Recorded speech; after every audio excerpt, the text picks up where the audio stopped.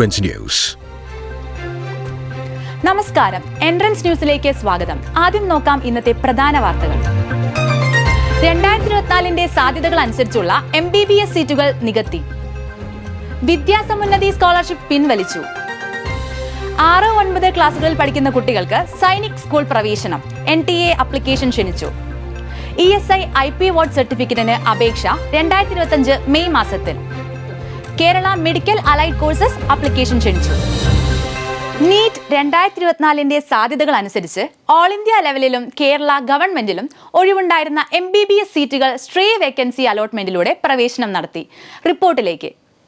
NEET 2024 സാധ്യതകൾ അനുസരിച്ച് all India ലെവലിലും Kerala ഗവൺമെന്റിലും ഒഴിവുണ്ടായിരുന്ന MBBS സീറ്റുകൾ സ്ട്രേ വേക്കൻസി അലോട്ട്മെന്റിലൂടെ പ്രവേശനം നടത്തി. 24-ാം തീയതി mcc.nic.in എന്ന വെബ്സൈറ്റിലൂടെ ഡീംഡ് മെഡിക്കൽ കോളേജിൽ ഒഴിവുണ്ടായിരുന്ന 3 MBBS സീറ്റുകളും അന്നുതന്നെ ce.kerala.gov.in എന്ന വെബ്സൈറ്റിലൂടെ കേരളത്തിൽ ആലപ്പുഴ മെഡിക്കൽ കോളേജിൽ ഒഴിവ് വന്ന 4 MBBS സീറ്റുകളിലേക്കും കേരള എൻട്രൻസ് കമ്മീഷണറും അലോട്ട്മെന്റ് പ്രസിദ്ധീകരിച്ചു.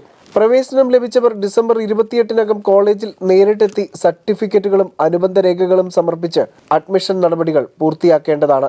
കഴിഞ്ഞ ഡിസംബർ 2-നുണ്ടായ വാഹനാപകടത്തിൽ ആലപ്പുഴ മെഡിക്കൽ കോളേജിലെ 6 ഒന്നാം വർഷ MBBS വിദ്യാർത്ഥികൾ മരണപ്പെട്ട ദാരുണ സംഭവത്തിലാണ് ഈ കോളേജിൽ ഒഴിവുകൾ റിപ്പോർട്ട് ചെയ്യപ്പെട്ടത്. രാജ്യം ഡോക്ടർമാരുടെ ദൗർബല്യം നേരിടുന്ന ഇത്തരം സാഹചര്യത്തിൽ MBBS സീറ്റുകൾ ഒഴിവായി കിടക്കുന്നത് ഒരു കാരണവശാലും അംഗീകരിക്കാൻ കഴിയില്ലെന്ന ബഹുമാനപ്പെട്ട സുപ്രീം കോടതിയുടെ നിരീക്ഷണമാണ് പുതിയ സ്ട്രേ വേക്കൻസിയിലേക്ക് നയിച്ചത്.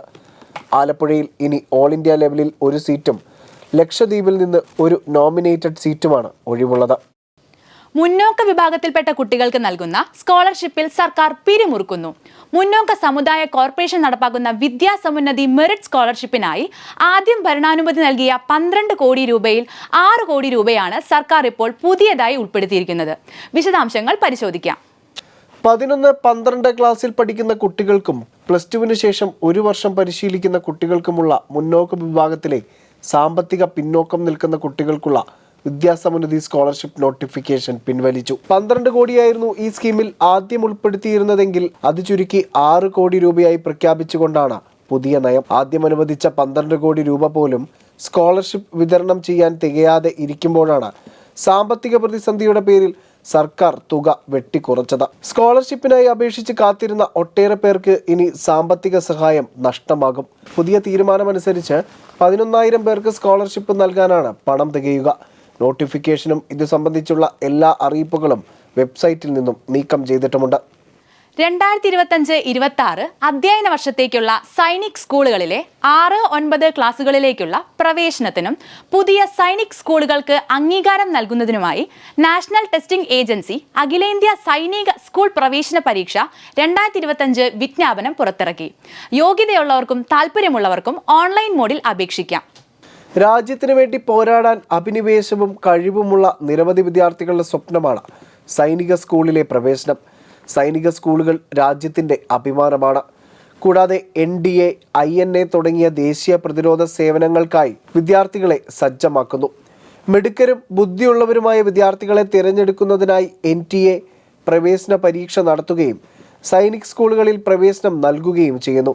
സൈനിക് സ്കൂളിൽ പ്രവേശനം ആഗ്രഹിക്കുന്ന 6-9 ക്ലാസ്സുകളിലെ വിദ്യാർത്ഥികൾക്ക് 2025 ഓൾ ഇന്ത്യ സൈനിക് സ്കൂൾ പ്രവേശന പരീക്ഷയ്ക്ക് അതിൻ്റെ ഔദ്യോഗിക വെബ്സൈറ്റായ aisse.nta.nic.in എന്ന വെബ്സൈറ്റ് വഴി അപേക്ഷിക്കാം.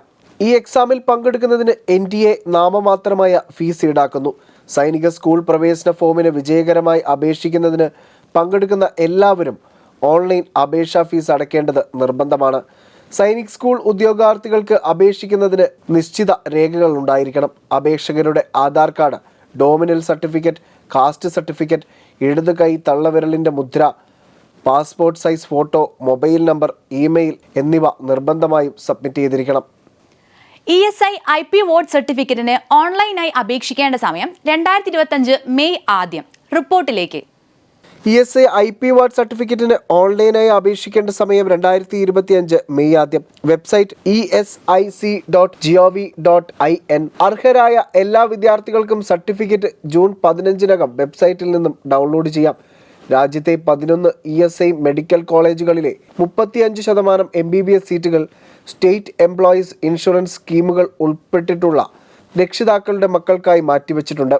ഈ സർട്ടിഫിക്കറ്റ് ലഭിക്കുന്നവർക്ക് പിന്നീട് നീറ്റ് റിസൾട്ട് പ്രഖ്യാപിച്ചതിന് ശേഷം mcc.nic.in എന്ന വെബ്സൈറ്റ് വഴി ഓപ്ഷൻ രജിസ്റ്റർ ചെയ്യുമ്പോൾ ESIയുടെ ഈ 11 മെഡിക്കൽ കോളേജ് ഉൾപ്പെടുത്തുവാൻ സാധിക്കും. വാർഷിക ഫീസ് 24,000 രൂപ മാത്രം വരുന്ന 437 MBBS സീറ്റുകളും 28 BDS സീറ്റുകളും BSc നഴ്സിംഗ് സീറ്റുകളും എന്നിവയുമാണ് കുട്ടികൾക്ക് ലഭിക്കുന്നത്.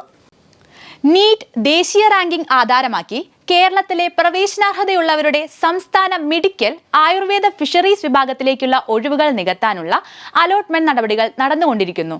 അർഹതയുള്ള വിദ്യാർത്ഥികൾക്ക് ഇനിയുള്ള അലോട്ട്മെന്റിൽ ഭാഗമാവാനും സാധിക്കും. വിശദാംശങ്ങളിലേക്ക്.